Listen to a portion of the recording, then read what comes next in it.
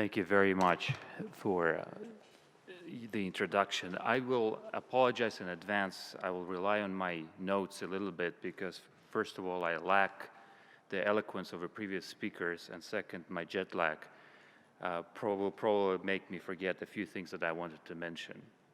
But what a privilege to be in such an accomplished and distinguished company.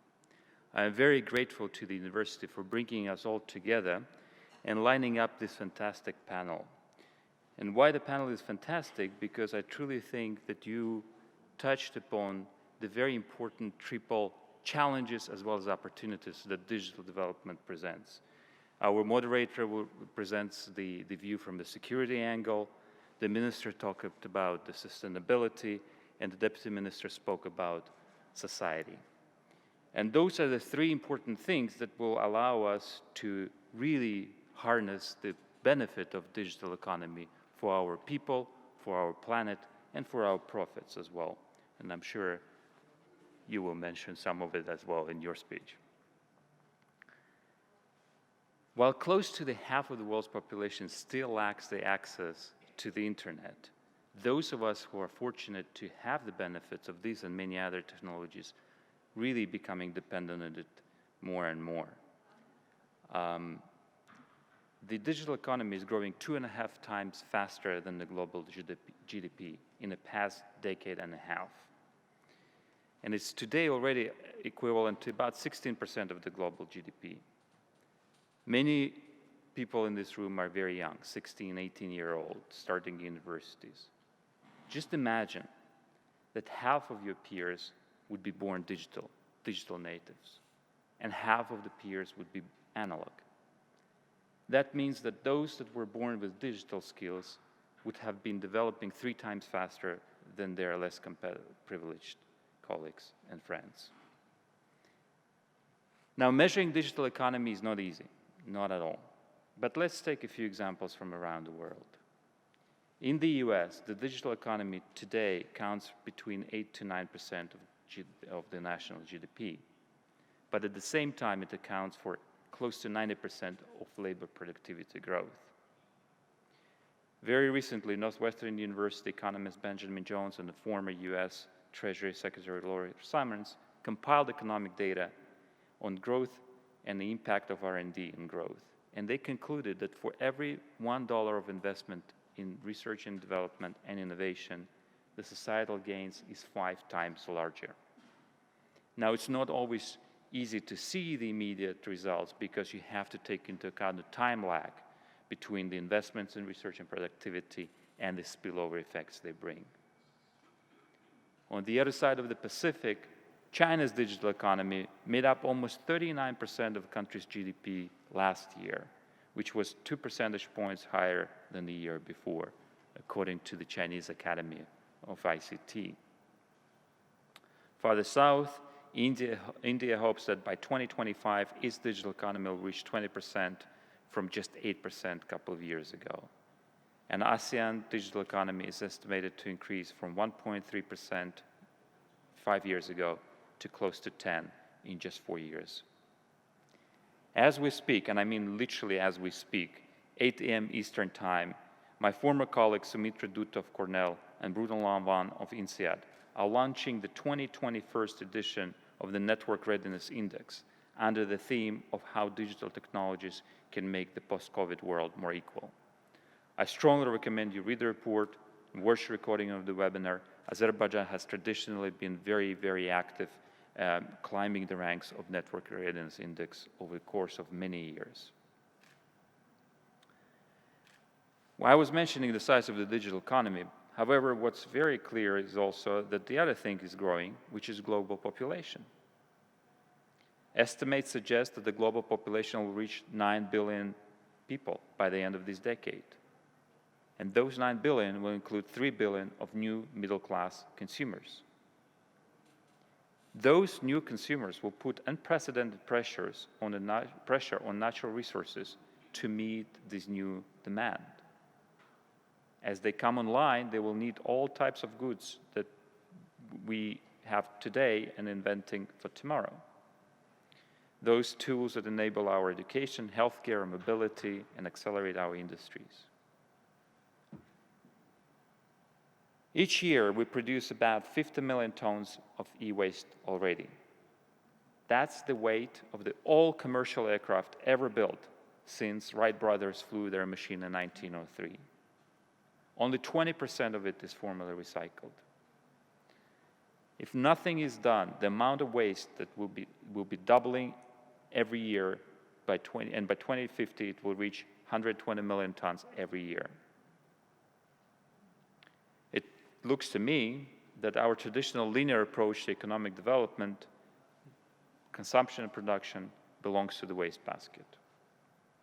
Future requires us to think in terms of a circular economy, where industrial systems can regenerate by ensuring that nothing made in this new economy becomes waste. 2 years ago, the International Telecommunication Union, the United Nations organizations, World Economic Forum, and a few others came together to produce a report, New Circular Vision for Electronics, A Time for a Global Reboot. The report addressed the severe global challenge while also highlighted a massive trillion-dollar opportunity. In that report, we can see that the material value of e-waste alone is worth $62 billion per year. It's 3 times more than the annual output of all world's silver mines, and it's larger than GDP of most countries. You actually may be surprised to learn that there is 100 times more gold in a ton of mobile phones than in a ton of gold ore.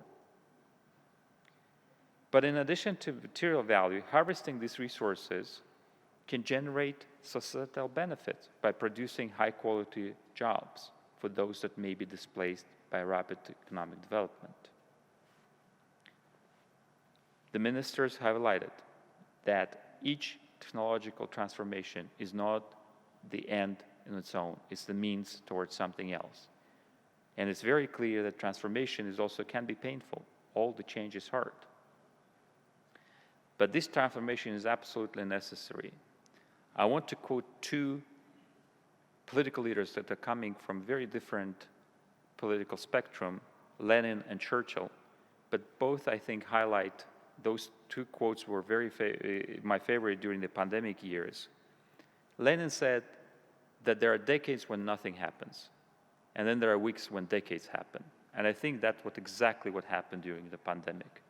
Companies, countries, citizens saw acceleration that we talked about for a number of years happening in a matter of days. People were talking about remote work, and were hoping that they will see it happening during their lifetime. And then, as a matter of fact, within a week, we were all sent home, given a laptop, and said we were all now connecting remotely.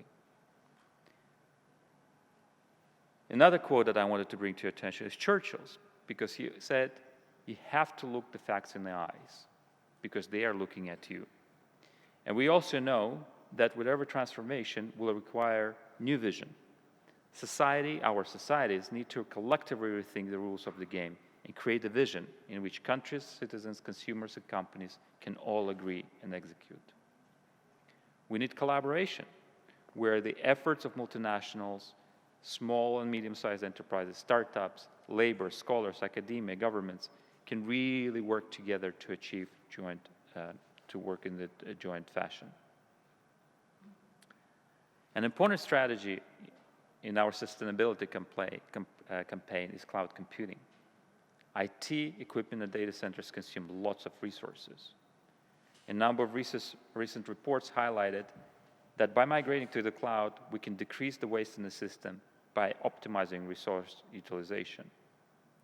In Asia Pacific, moving workloads from on-premises data centers to the cloud can reduce energy consumption and associated emissions by nearly 80%. As I mentioned, the traditional methods of economic value creation and consumption are being challenged by the new technology, by the business models and social interactions it enables. None of the transformation is easy.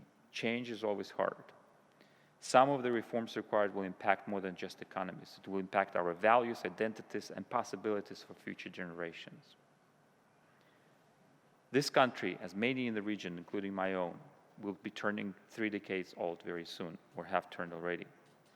I want to go 2 decades even earlier, 50 years ago, as in 1971, many important societal, political, business, and tech transformations were taking place that still resonates today.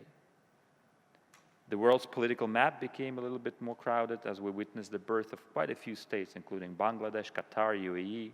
Today, they are some of the most exciting economies to watch, not to mention the soccer next year. Beyond our own planet, the space became inhabitable for the first time as Salyut 1, the first space station, was launched into low Earth orbit, and Mariner 9 became the first spacecraft to orbit another planet, Mars. Back to Earth, Intel released the world's first microprocessor, Texas Instruments released the first pocket calculator, and EMI released the first CAT scanner. And all of that, the first new stock market index, Nasdaq, signaled the true arrival of digital economy 50 years ago. But another very important birthday took place that year. Greenpeace formally came into existence, signaling the awakening of the society to our environmental challenges. Today, 50 years later, we're dealing with the consequences of those developments. Through dialogues like this one, we try to ensure that our economies continue to enable the brighter future.